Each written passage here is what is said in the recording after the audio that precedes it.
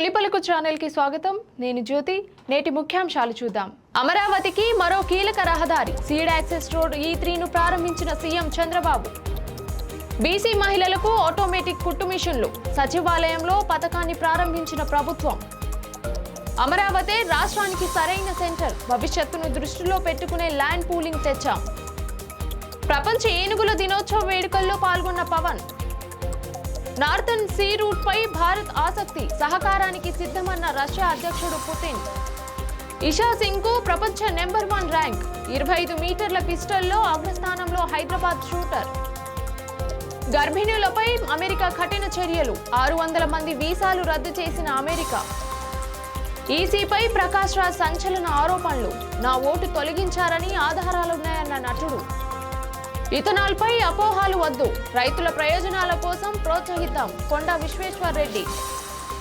Urea కోసం రైతు కన్నీటి వేడుకోలు. సిబ్బంది కాలు మొక్కిన వృద్ధ రైతు. నిజాం కాలేజీలో విద్యార్థుల ఆందోళన. వెంటనే హాస్టల్స్ కేటాయించాలని డిమాండ్. లిథియం గ్యాలియం నిక్షేపాలపై అన్వేషణ. ఎన్జీఆర్ఐతో ఏపీ ప్రభుత్వం కీలక ఒప్పందం.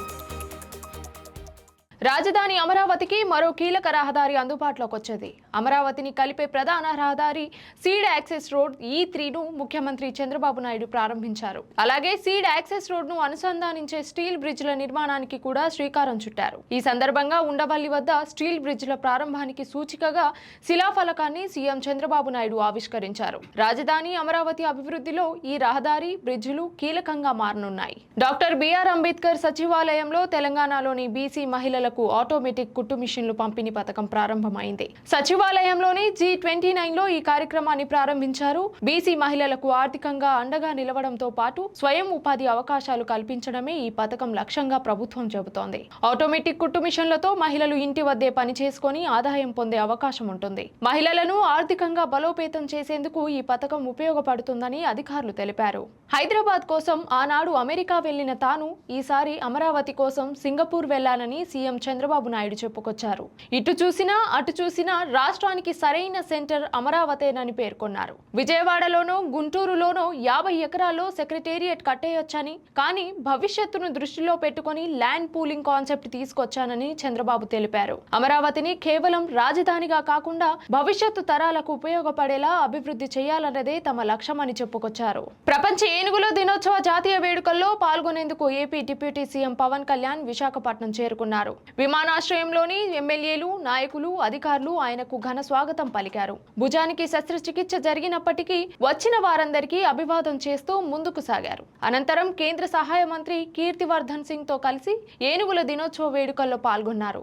ఏజెన్సీ ప్రాంతాల్లో ఏనుగుల సమస్యలను అరికట్టేందుకు కర్ణాటక సహాయంతో 4 కుంకి ఏనుగులను తీసుకొచ్చి శిక్షణ ఇచ్చామని పవన్ తెలిపారు.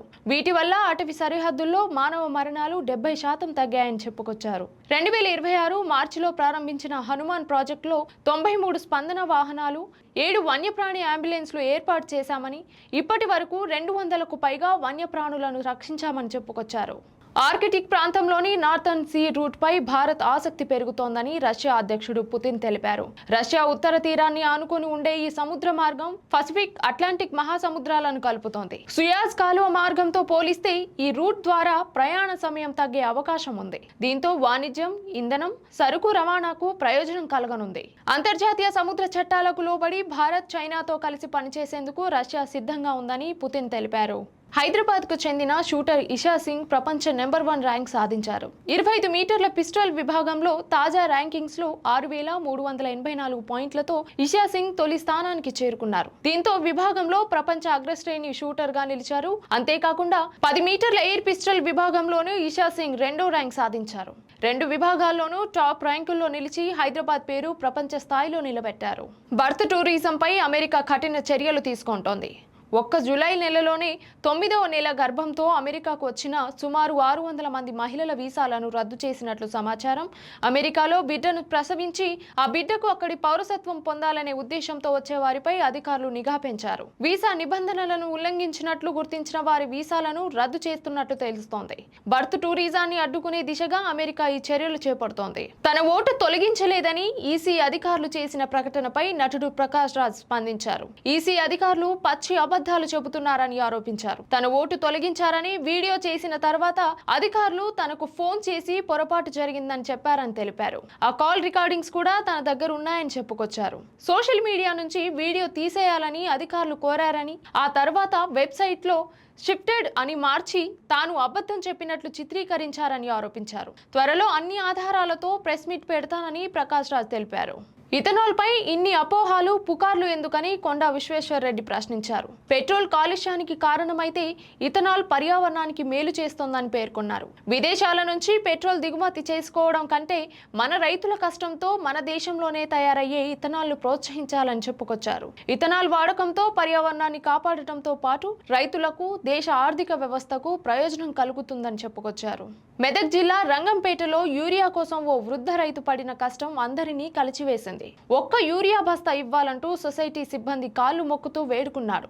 యూరియా కోసం గంటల తరబడి వేచి చూడాల్సి వస్తుందని రైతులు ఆవేదన వ్యక్తం చేస్తున్నారు. పంటలకు అవసరమైన సమయంలో యూరియా దొరకక తీవ్ర ఇబ్బందులు పడుతున్నామని చెబుతున్నారు. రేవంత్ సర్కార్లో రైతులకు యూరియా కష్టాలు తప్పడం లేదంటూ పలువురు రైతులు ఆవేదన వ్యక్తం చేస్తున్నారు.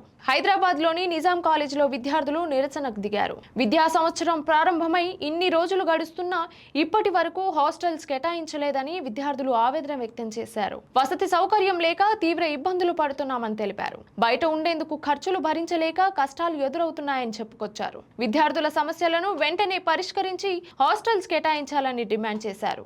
ఆంధ్రప్రదేశ్ లోని కీలక ఖనిజాల అన్వేషణపై ప్రభుత్వం ప్రత్యేక దృష్టి పెట్టింది. లిథియం, గాలియం నిక్షేపాల అన్వేషణ కోసం ఎన్జీఆర్ఐతో రాష్ట్ర ప్రభుత్వం ఎంఓయూ కుదుర్చుకుంది. కడప బేసిన్ పరిధిలోని వెంపల్లె పరిసర ప్రాంతాల్లో ఖనిజ నిక్షేపాలపై పరిశోధన చేయనున్నారు. అలాగే ఐఐటి ధన్బాద్ తో సెంటర్ ఆఫ్ ఎక్సలెన్స్ ఏర్పాటు చేసేందుకు ప్రభుత్వం ఒప్పందం చేసుకుంది. కీలక ఖనిజాల అన్వేషణతో రాష్ట్రానికి భవిష్యత్తులో మరిన్ని అవకాశాలు వస్తాయని ప్రభుత్వం భావిస్తోంది. ఇది ఇవాల్టి బులెటిన్ అప్డేట్స్. మరొక బులెటిన్ తో మళ్ళీ కలుద్దాం. చూస్తూనే ఉండండి తొలి పలుకు న్యూస్.